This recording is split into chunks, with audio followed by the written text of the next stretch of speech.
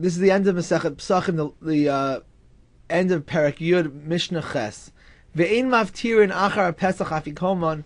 The Mishnah says that you can't eat anything after you finish the Korban Pesach as another form of dessert. The Korban Pesach should be the last thing eaten on the night of the Seder. And we have the same practice with our matzah of afikoman, which represents the Korban Pesach. Yashnu miksas on yochlu kulan. If some of the people fell asleep at the Seder, but others did not, so that continues the meal, and all of them are allowed to continue eating the Korban Pesach.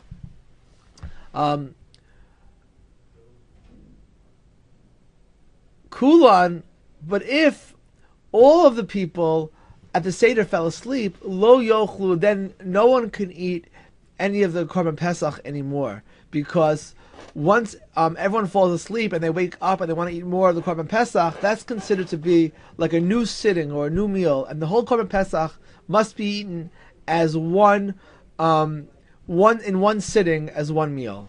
Rabbi Yossi Omer nisnamnu yochlu nirdamim lo yochlu. Rabbi Yossi says if they drift, then then they can continue the meal, but if they fall fully asleep, then they have to stop eating.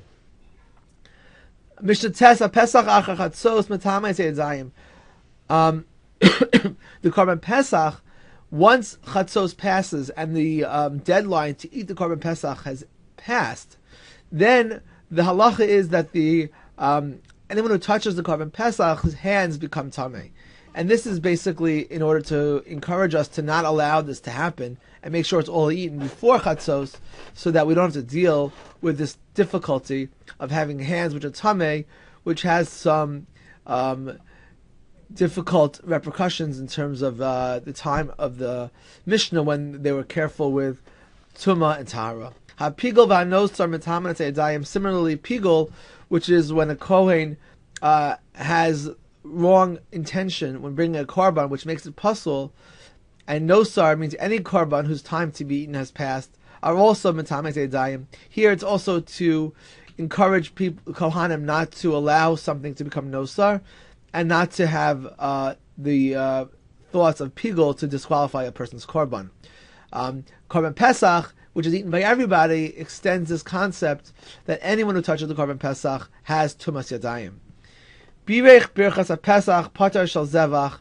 Birech es shel zevach lo patar shel Pesach. So we have a bracha before you eat Korban Pesach, a bracha to eat the Korban Pesach, and we also have a bracha before eating the Korban Chagiga for achilas zvachim. So Rabbi Yishmael teaches us that the bracha on the zevach is more inclusive, and if that is said first, that would exempt us from saying the bracha on the Korban Pesach. But the reverse is not the case, because a Pesach is included in a Zevach, but a Zevach is not included in a Pesach. Rabbi Akiva Omer, lo zu poter zo v'lo zo poter zo. Rabbi Akiva says that neither one exempts us from the other. Each one is a separate and distinct korban, and neither bracha would work for the other bracha. And this concludes Masechet Pesachim and the mishnayos.